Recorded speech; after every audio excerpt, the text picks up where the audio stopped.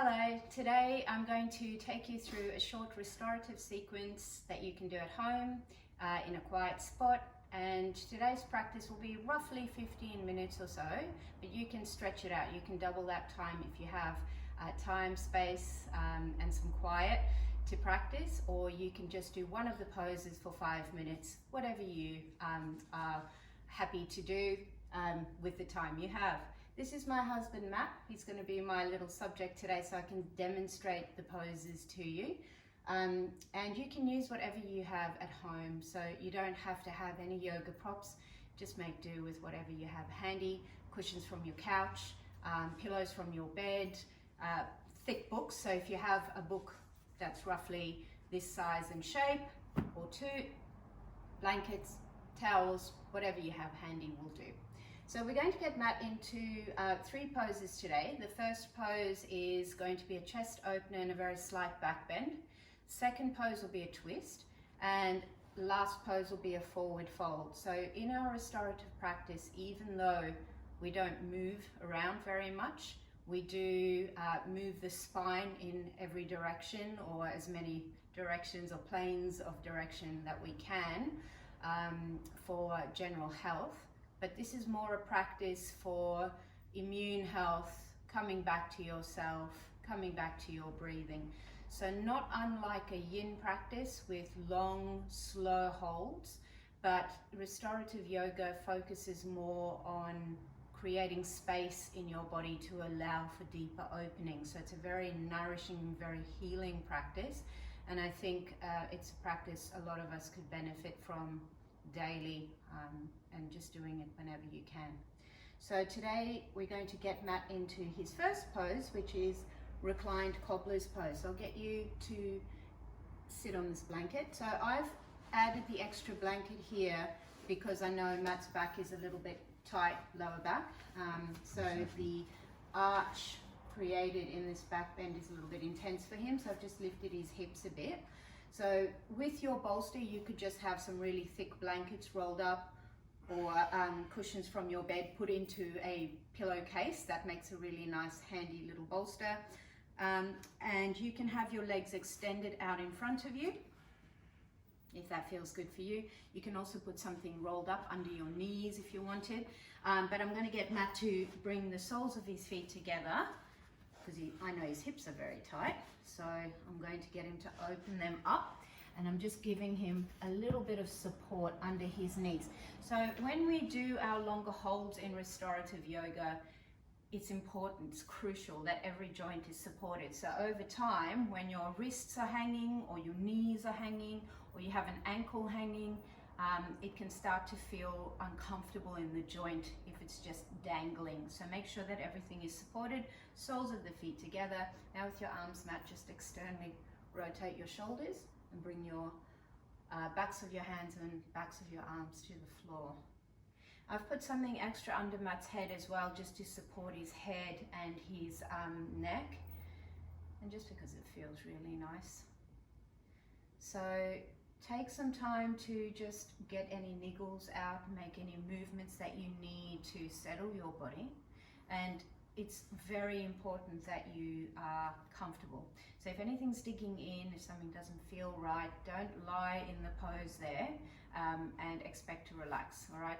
Any kind of discomfort is a stress on the body, and it's anti-restorative.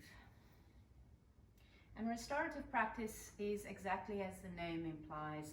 It's restorative to the body. So it's a beautiful practice for healing, for nourishing, for relaxing especially, and taking some time out. All right, so it's important that you spend some time every day just disconnected from the news, from your phone, from anything that is occupying your mind, just creating some space in your mind, in your body. And I'm going to get you, Matt, just to start dropping your shoulders away from your ears. Relax your jaw, so make sure your teeth are unclenched. And soften the cheeks. Let your head become heavy. Your hands are lying on the floor, fingers gently curled into the palms. Soften the soles of your feet and the underside of each toe.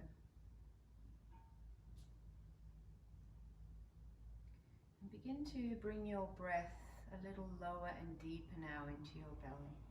So we don't want to force the breathing. Make sure that you are breathing freely and easily.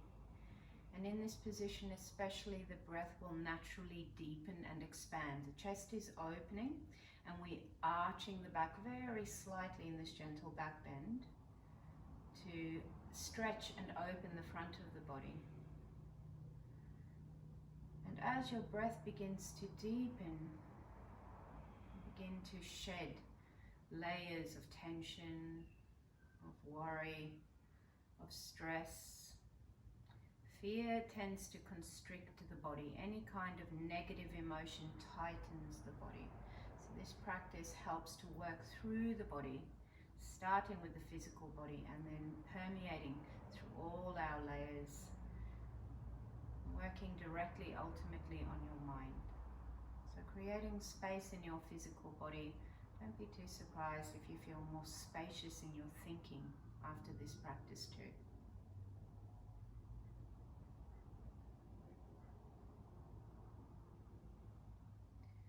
So as you stay, you just begin to notice your thoughts. And because we have slowed our movements, in fact ceased them entirely, the messages between brain and body have slowed down, and so sometimes the mind can get a little bit more chatty. So just notice if you're starting to think about future or past events, and the thoughts don't really matter. Just notice when you're thinking. And if you can, gently guide your attention back to your breath.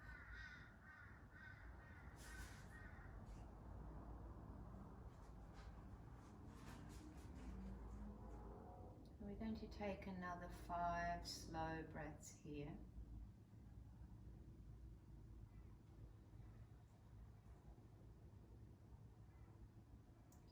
And you don't ever want to rush out of your pose when you're doing restorative. So the practice cultivates a sense of quiet and stillness in the body that we want to hold on to. So jerking yourself up really quickly will just bring you back into a hyper-arousal state, especially working with the frontal cortex of the brain. So you want to exit the pose slowly, take your time. Just taking another deep breath in and out.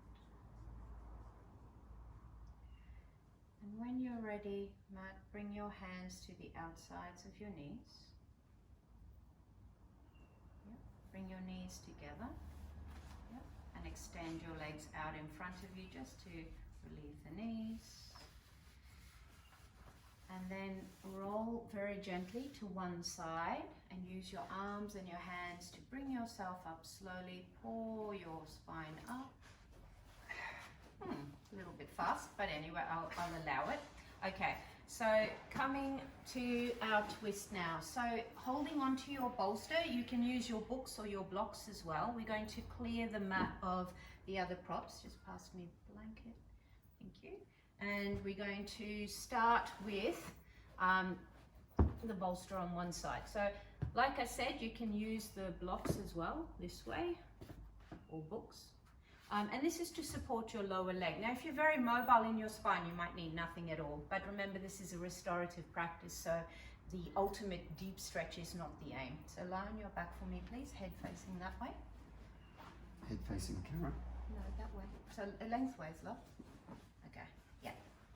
All right. So you're going to start with right leg straight, left knee bent. All right, extend your arms out to a T, shoulders away from ears. And from here, you're going to rotate or twist and bring your leg and your shin onto your bolster. That's it. Is that high enough for you? So you can bring your right hip back a little bit, if that's too much. All right. Your shoulders on the floor. Yep. All right. So Matt actually, because I know his back is a little tight, might need a little bit more support. So there are options. You can put more padding under the leg, or you can weight the leg. So this is a nice way to do it as well. How's that in your back? All right, and you want to lengthen the hip away from the shoulder. Okay, relax your shoulders. You comfy there? Okay.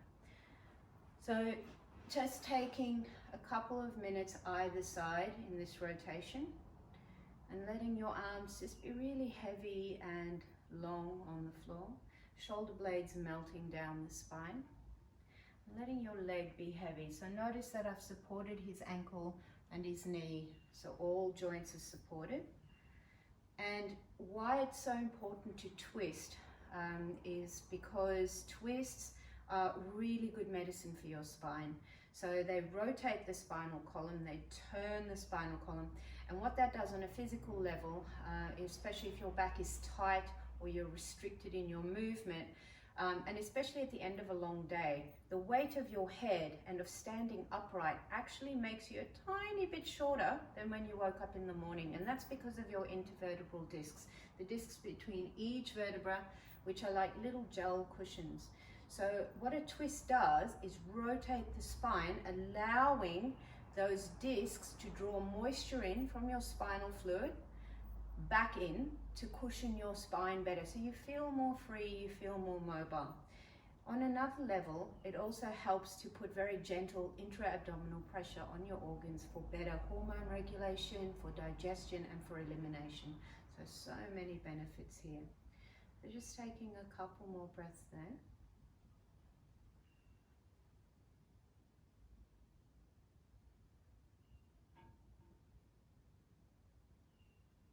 And then we're going to swap sides. So I'll get you to stay on your back. I'll move the props for you, but you're just going to bring the props to the other side. So straighten, or actually bring both knees into your chest mat. Just lie on your back, reset, draw your knees into your chest so you can release that way.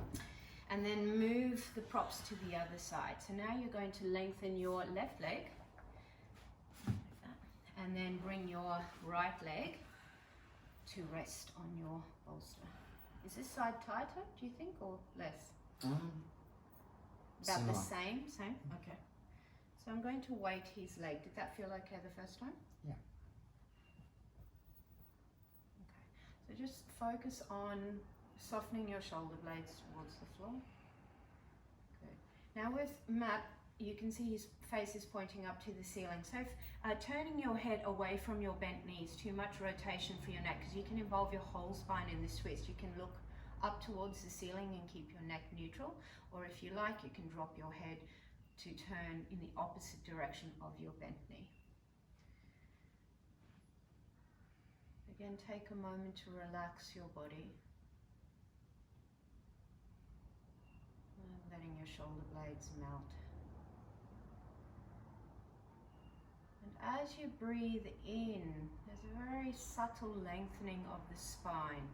The inhalation has a natural lengthening action on the spine. It's like an unfurling. If you've ever watched, really sped up film of a fern unfurling or growing outwards, that's a similar sort of action that your spine is doing in a very subtle way on the inhalation.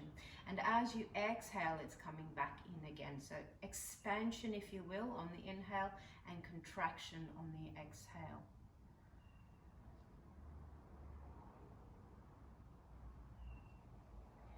And twists, I've talked about the physical benefits and effects on the body, but on a more emotional and esoteric level, what twists do is unravel or unwind our tension from the spine, or wring it out, if you will. And we twist ourselves up on our mat so we don't get twisted up in everyday life.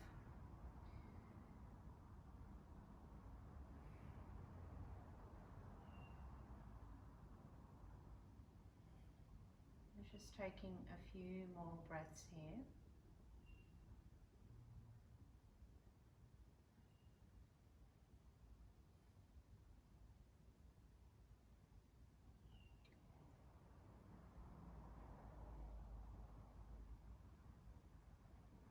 And then I'll get you, Matt, very slowly to come onto your back again.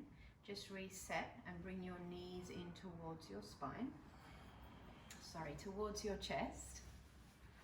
Give yourself a little hug. And then roll to one side and come up slowly. Let your head pour up.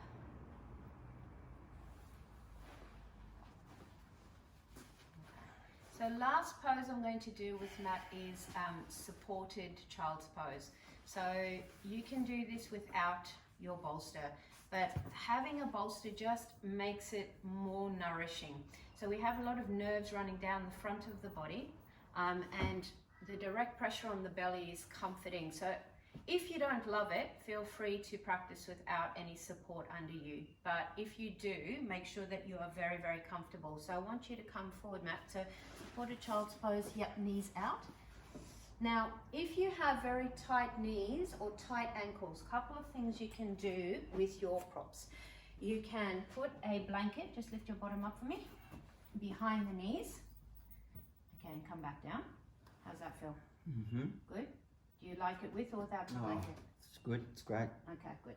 All right, so turn your head to one side, and then I'll let you know when you turn your head to the other side, just so you get an even stretch in the neck. Relax your shoulders. And make sure, if you're practicing alone at home, that you have a little timer. So put your phone in flight mode, but use a timer function on your phone, just so that you are doing equal amounts of time in your pose, especially if you have to do two sides. And relax your head. And we're lengthening out the back. So this is a beautiful practice for bringing your spine into a natural flexion.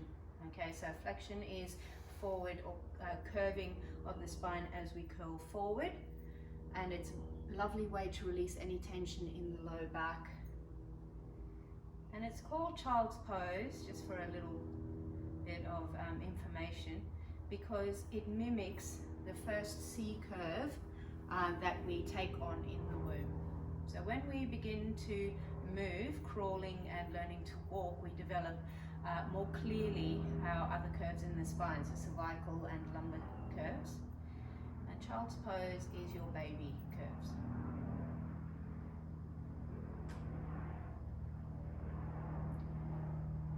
So make sure that everything is relaxed. Relax your shoulders away from your ears. See if you can bring breath into the back of the body. So feel your back ribs expand as you breathe in and gently contract as you breathe out.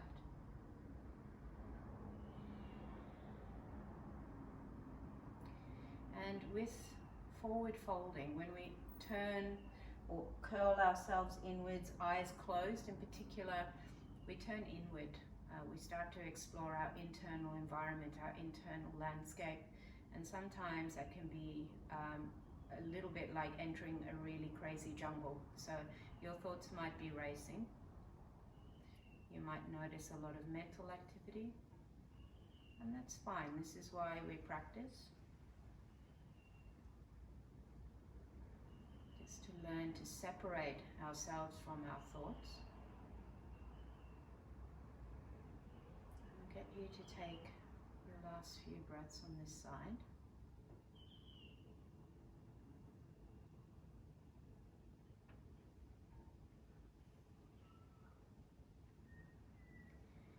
And when you're ready, gently turn your head to the other side. So, yeah. And let your head settle again.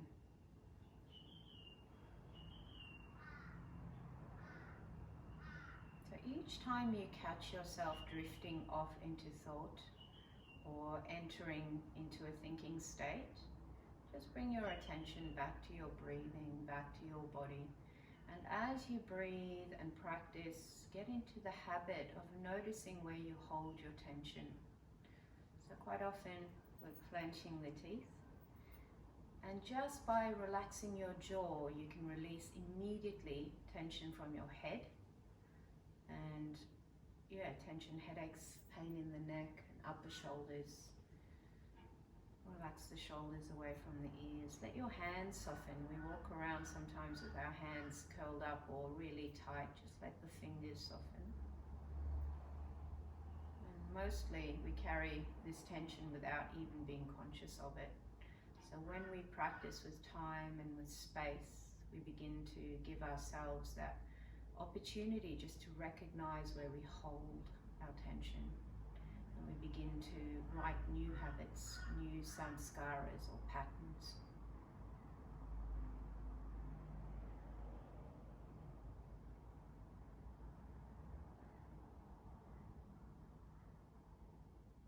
The last few breaths on this side.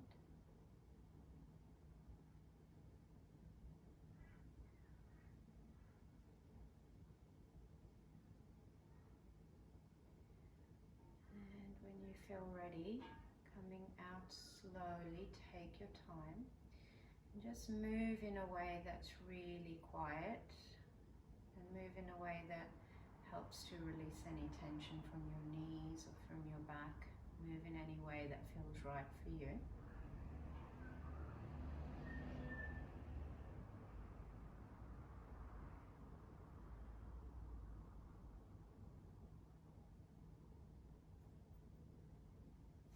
Come out of it. Oh, I was falling asleep. Yes, I lost him there for a moment, so just coming out slowly. I thought you were saying that I was gone. I'm good. And it's quite normal to fall asleep. So if you do fall asleep, enjoy a little nap, but don't beat yourself up about it. And practice. If you have any questions, please visit my Facebook page or my Instagram page. I'm Yoga on the Coast. Thank you, Matt, for practicing with me. Namaste. Namaste.